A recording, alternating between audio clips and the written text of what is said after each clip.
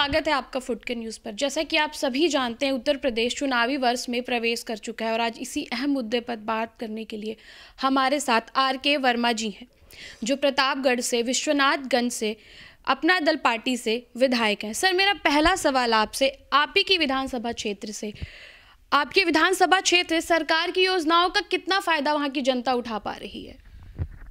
देखिए, मैं पहले तो इस नववर्ष के अवसर पर पूरे मीडिया परिवार को और अपने क्षेत्रवासियों को बहुत बहुत शुभकामनाएं देना चाहूँगा।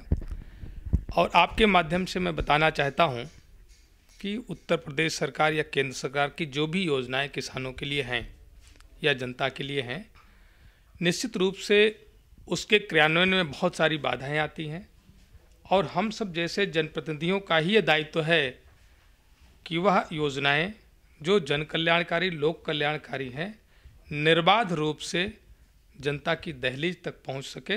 और उसके लिए मैं प्रयासरत रहता हूं कि सरकार की कोई भी योजना उससे उसका लाभार्थी वंचित न रह जाए, और मेरा प्रयास सफल भी रहा है। तो क्या अपनी जनसभाओं के द्वारा आप लोगों को इसके बारे में अवगत कराते हैं?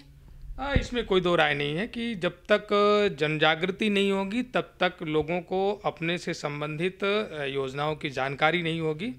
और चाहे केंद्र सरकार की योजना हो, चाहे उत्तर प्रदेश सरकार की योजना हो, मेरी कोशिश होती है कि हर एक मंच पर मैं अपनी जनता से सीधे संवाद करता हूं कि आपके हित के लिए, आपके कल्याण के लिए सरकार की फला योजना है, उससे आप जुड़ें, मेरा सहयोग आपको मिलता रहेगा। सर, प्रतापगढ़ आंवला की खेती के लिए मशहूर है। 2018 में योगी सरकार ने इन्वेस्टर समिट कराया था, जिसमें बड़े बड़े इन्वेस्टर्स ने फूड प्रोसेसिंग यूनिट को लेकर निवेश किया था। क्या ये निवेश सिर्फ कागजों पर ही है या इसका फायदा लोगों को मिल पा रहा है? देखिए, मैं आपको बता दूं कि निश्चित रूप से योजना तो बहुत अच्छी थी, इसमें कोई दो राय नहीं है।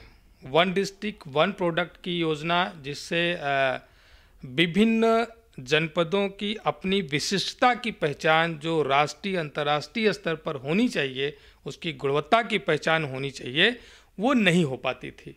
और एक उम्मीद बनी थी, आशा की किरण निकली थी कि निश्चित रूप से वन डिस्ट्रिक्ट वन प्रोडक्ट के माध्यम से जनपदों की अपनी विशिष्टता की पहचान राष्ट्रीय और अंतर्राष्ट्रीय स्तर पर हो पावेगी। उसी के क्रम में जनपद प्रतापगढ़ आंवले के रूप में जाना जाता था।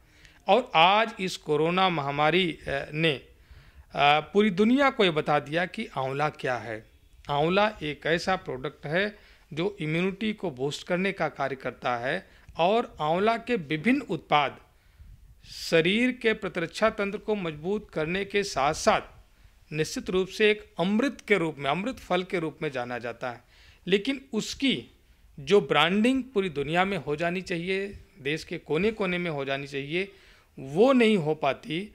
और आपने अभी पूछा कि इन्वेस्टर समिट हुई, उससे आंवले को क्या फ़ायदा मिला या प्रतापगढ़ में क्या फूड प्रोसेसिंग यूनिट लगी कि नहीं, तो मैं तो जवाब देना चाहूँगा कि हम लोगों ने ब्रांडिंग तो खूब करी, लेकिन अभी तक जनपद प्रतापगढ़ में कोई भी फूड प्रोसेसिंग यूनिट उस इन्वेस्टर समिट से नहीं लग पाई है। जबकि किसी भी उद्योगपति ने आकर के कोई इच्छा नहीं जताई, ना ही मेरे संज्ञान में कोई ऐसा व्यवधान है कि जनपद प्रतापगढ़ में इन्वेस्टर्स को कोई व्यवधान हो रहा हो जिससे वो अपने यूनिट को ना लगा पा रहे हैं। सर, लेकिन कागज पे तो काफ़ी इन्वेस्टर्स ने पैसे लगाए थे, वो लाना चाहते थे। अब आपकी बात से मैं बिल्कुल सहमत हूँ। बड़े पैमाने पर इन्वेस्टर्स आए और उन्होंने जो है MOU साइन किया, लेकिन जनपद प्रतापगढ़ में फूड प्रोसेसिंग को लेकर के कोई भी इन्वेस्टर्स अभी ज़मीन पर नहीं आए हैं, ना ही कोई फूड प्रोसेसिंग यूनिट लगाई गई है। जो स्थानीय स्तर पर छोटे छोटे कारोबारियों के द्वारा, जो लघु उद्योग और मध्यम उद्योग के जरिए जो अपना कारोबार करते थे, केवल अभी वहीं तक सीमित रह गया है। लेकिन आपके माध्यम से मैं सरकार से अपील करना चाहूँगा कि जनपद प्रतापगढ़ की विशेषता आंवला जनपद प्रतापगढ़ नहीं बल्कि पूरे उत्तर प्रदेश की शान बन सके, इस नियत से आंवले के प्रति लोग गंभीरता से सोचे, आंवले के किसानों के बारे में सोचे और आंवले से बनने वाले उत्पाद की ब्रांडिंग के लिए पूरी दुनिया में उसकी मार्केटिंग करने के लिए विचार करें, जिससे जो नौजवान बेरोजगार है उसको रोजगार भी मिल सकेगा और उससे जुड़ा हुआ जो किसान है उसकी भी आय हम दोगुना कर सकेंगे। सरकार वोकल फॉर लोकल को लेकर काफ़ी प्रयास कर रही है, तो क्या अब समय आ गया कि स्थानीय उत्पादों को बढ़ावा दे, अपने स्थानीय कारीगरों द्वारा बनाए गए उत्पादों को एक अलग तरह का देश के उत्पादों को देश प्रेम दिखाएं? देखिए, कहने में कोई संकोच नहीं कि विगत कई दशक से हम भटक गए थे। हम भटकने से सिर्फ मतलब है कि हमारा देश भटक गया था।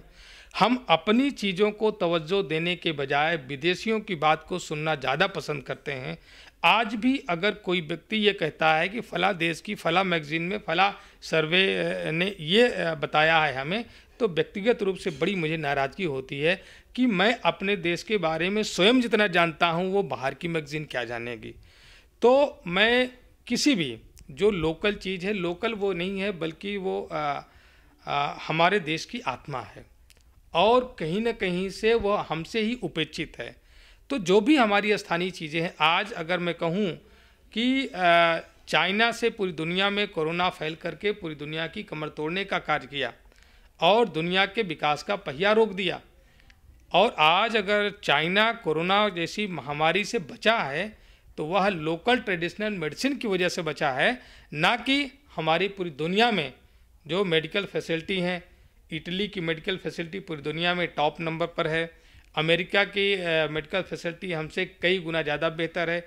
इसके बावजूद कोरोना ने उनकी कमर तोड़ने का कार्य किया और वह कोरोना हमारे देश में कोई खास प्रभाव नहीं डाल पाया। उसके पीछे वजह रही है कि फिर भी हम अमेरिकियों और इटली वासियों की अपेक्षा हम ज़्यादा नेचर के करीब थे।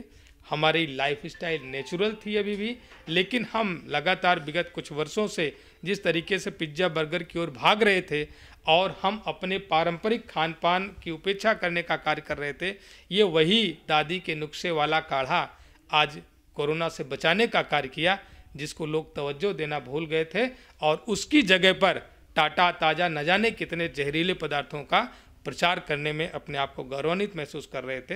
तो मैं तो ये कहना चाहूँगा कि हमारे पूर्वजों ने, हमारे देश के ऋषियों मनीषियों ने जो भी चीज़ें, जो भी ज्ञान विज्ञान परंपराओं के रूप में शास्त्रों में, पुस्तकों में या कथित रूप से हमारे अलग अलग पीढ़ियों के द्वारा हमें प्राप्त हुए हैं, उस पर हमें गहराई से चिंतन करना चाहिए, मंथन करना चाहिए।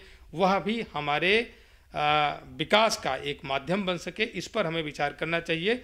लोकल फॉर वोकल तभी होगा जब हर व्यक्ति ऐसा सोचेगा कि हम अपने बीच से ही कुछ हुनर लेकर के अपनी बीच की चीज़ की ब्रांडिंग करके पूरी दुनिया को बेचने का कार्य करें।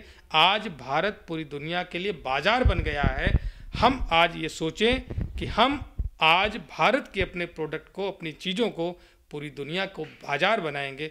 जब तक ये नहीं सोचेंगे तब तक हम विकास के पथ पर अमेरिका और चीन से आगे नहीं निकल पाएंगे। मतलब कि हमारे जो स्थानीय उत्पाद हैं वही काम आए हमारे कोरोना में। जी हाँ, बिल्कुल। सो जैसा कि आप जानते हैं कि देश में किसान आंदोलन चल रहा है। लगभग देश के 3 राज्यों का किसान इस वक्त दिल्ली बॉर्डर पर आंदोलन कर रहा है। इस कड़कड़ाती ठंड में भी देश का किसान, जो हमारे लिए एक अन्नदाता है, वो किसान पे किस नज़रिए से देखते हैं आप इस किसान आंदोलन को? देखिए, मैं आपको बता दूं, मेरी पूरी सहानुभूति किसानों के साथ है और जो कुछ भी हो रहा है वह लोकतंत्र के लिए अच्छा नहीं है और किसान के लिए भी अच्छा नहीं है।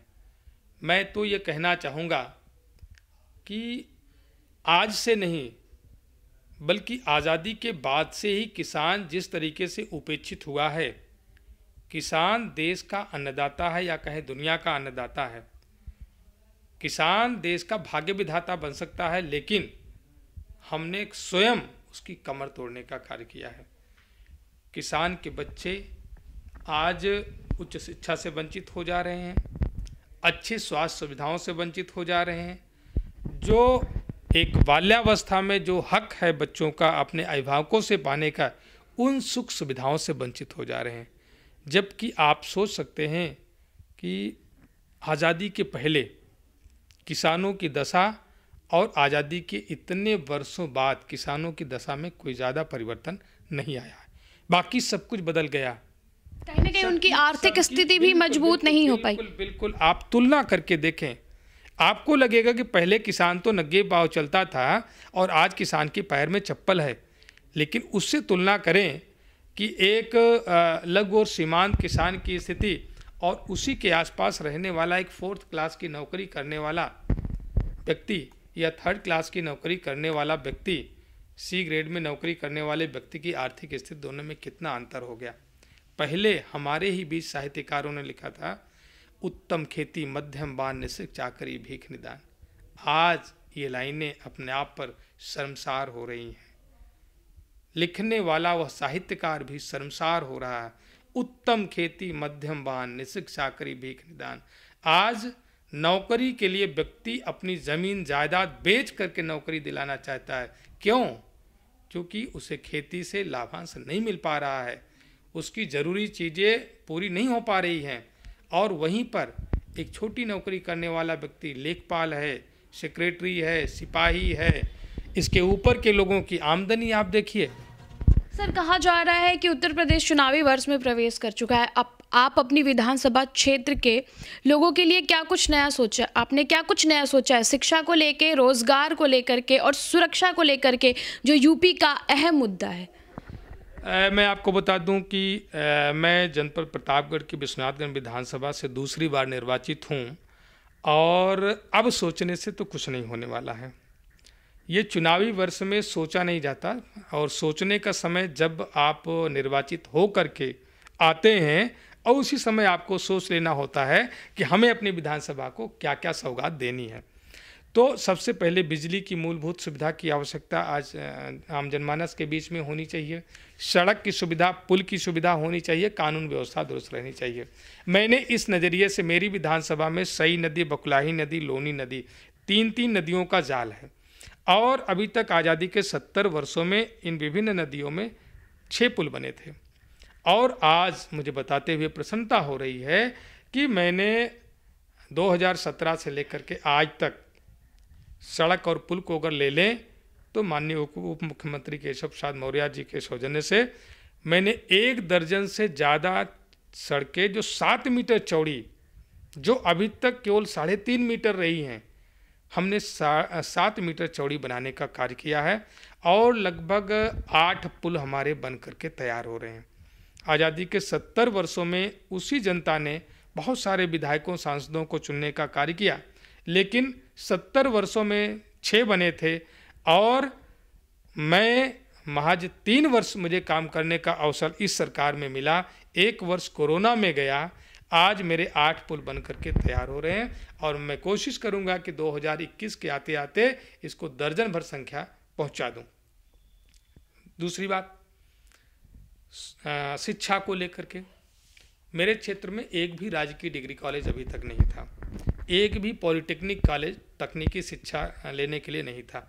मैंने अपने प्रयास से आज 2 राजकीय डिग्री कॉलेज अपने विधानसभा में स्थापित करा रहा हूँ, 2 पॉलिटेक्निक कॉलेज स्थापित करा रहा हूँ, कानून व्यवस्था के दृष्टिकोण से थाने की स्थापना करवा रहा हूँ। बिजली का संकट ना रहे, मैं अपनी विधानसभा में 100 करोड़ की विद्युत परियोजना स्थापित करा रहा हूँ, जिससे बिजली का संकट खत्म हो जाएगा। तो जो मुझे आज मेरे सोचने से कुछ नहीं होगा, जब मैं निर्वाचित होकर के आया तब मैंने सोच लिया था कि मुझे विश्वनाथगंज विधानसभा के आम जनमानस को क्या सौगात देनी है। मैं उस लक्ष्य को लेकर के चला हूँ और आज लगभग मैं अपने लक्ष्य को पूरा कर रहा हूँ। धन्यवाद सर। तो ये थे R.K. वर्मा जी, जिन्होंने किसान बिल से लेकर पिछड़ा वर्ग पर बहुत बेबाकी से अपनी बात कही। ऐसे ही और लोगों के इंटरव्यू देखने के लिए जुड़े रहिए हमारे साथ और फुटकर न्यूज़ सब्सक्राइब ना करना भूलें। धन्यवाद।